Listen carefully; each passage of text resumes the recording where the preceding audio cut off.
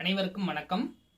இன்னைக்கு நம்ம பார்க்கக்கூடிய ஜோதிட பதிவு என்ன அப்படின்னு பாத்தீங்கன்னா, சூரியனும் சனியும் ஒரு ஜாதகத்துல ஒரு கட்டத்துல நெருங்கி இணைந்திருக்கும் பொழுது என்ன மாதிரியான பலனை கொடுக்கும் அப்படின்றத பத்தி தான் பார்க்க போறோம். பொதுவா வேத ஜோதிடத்துல சூரியனுடைய மகன்தான் சனி.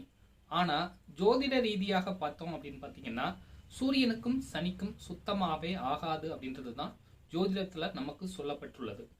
இந்த மாதிரியான அமைப்புகள்ல ஒரு ஜாதகத்துல சூரியனும் சனியும் 15 டிகிரிக்குள்ள இருந்துச்சுன்னா, அதாவது சூரியனுக்கு 15 டிகிரிக்குள்ள முன்ன பின்ன சனி இருந்துச்சுன்னா, சனி தன்னுடைய காரக ஆதிபத்திய அமைப்புகள்ல கொஞ்சம் கெடுபலனை செய்யும் அப்படின்றதுதான் அமைப்பு.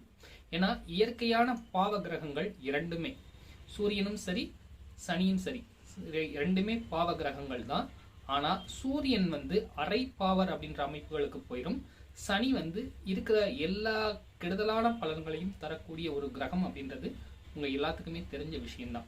சோ சூரியனும் சனியும் ஒரு ஜாதகத்துல குறிப்பாக 3 டிகிரி 5 டிகிரிக்குள்ள நெருக்கமாக இணையும் பட்சத்தில் சூரியனுடைய காரக பலன்களையும் சனியினுடைய காரக பலன்களையும் எந்த லக்னத்திற்கு என்ன ஆதிபத்தியம் வாங்கிட்டு அந்த கிரகம் பலன் நடத்த இருக்கிறதோ அந்த பலன் கெடுக்கும் அப்படின்றதுதான் உண்மை. பொதுவா இது எப்ப ரொம்ப அதிகமான அமைப்புகள்ல கொஞ்சம் மாறுபட்ட பலனை தரும் அப்படின்றது பாத்தீங்கன்னா, உதாரணமா சிம்ம லக்னம்னு எடுத்துக்கோம். சரியா? லக்னம் சிம்ம லக்னம்.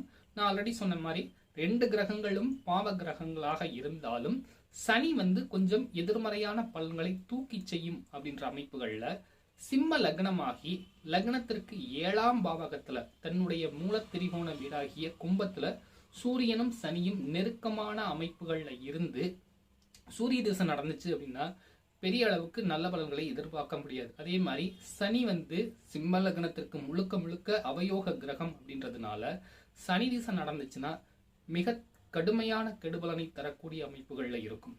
சரி, இந்த மாதிரி இருக்கு. இதுக்கு எப்படி இதனுடைய வீரியத்தை குறைக்கிறது அப்படின்னு பாத்தீங்கன்னா, முதல்ல ஓரளவு சுபகிரக தொடர்புகள் இருந்துச்சுன்னா ஓரளவு மட்டுப்படும். நல்லா புரிஞ்சுக்கோங்க, ஓரளவு மட்டுப்படக்கூடிய அமைப்புகள்ல தான் இருக்குமே தவிர சுபகிரக பார்வை இருக்கின்ற ஒரு அமைப்புகள்ல மட்டும் முழுக்க முழுக்க நல்ல பலனை தருமானா பெரிய அளவுக்கு தராது அப்படின்றதுதான் உண்மை. சூரியனுடைய அதிதேவதை சிவபெருமான் தான்.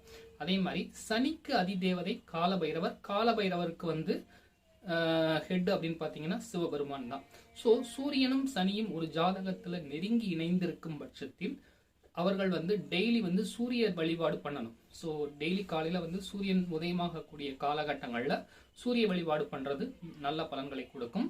ரெண்டாவது வாரம் ஞாயிற்றுக்கிழமை சூரிய ஹோரை. சூரிய ஹோரைன்றது அந்த ஊர்ல சூரிய உதயமான நேரத்திலிருந்து, அதாவது நீங்க எந்த ஊர்ல இருக்கீங்களோ அந்த ஊர்ல சூரிய உதயமான நேரத்துல இருந்து 1 மணி நேரம் கணக்கு. அந்த நேரத்துல நீங்க அங்க இருக்கக்கூடிய சிவனுக்கு வில்வ அர்ச்சனை செஞ்சுட்டு நெய் தீபம் ஏத்திட்டு அந்த சூரிய ஹோரையில அந்த சூரிய பகவானுக்கு ஒரு கைப்பிடி அளவுக்கு கோதுமையை சூரியனுக்கு காலடியில வச்சுட்டு செம்பருத்தி பூ வச்சு சூரியனுக்கு வழிபாடு பண்ணிட்டு வந்தீங்கன்னா அந்த சூரிய தோஷமும் அந்த அஸ்தமனமான கெடுபலனுடைய வீரியமும் கொஞ்சம் குறையக்கூடிய அமைப்புகள்ல இருக்கும்.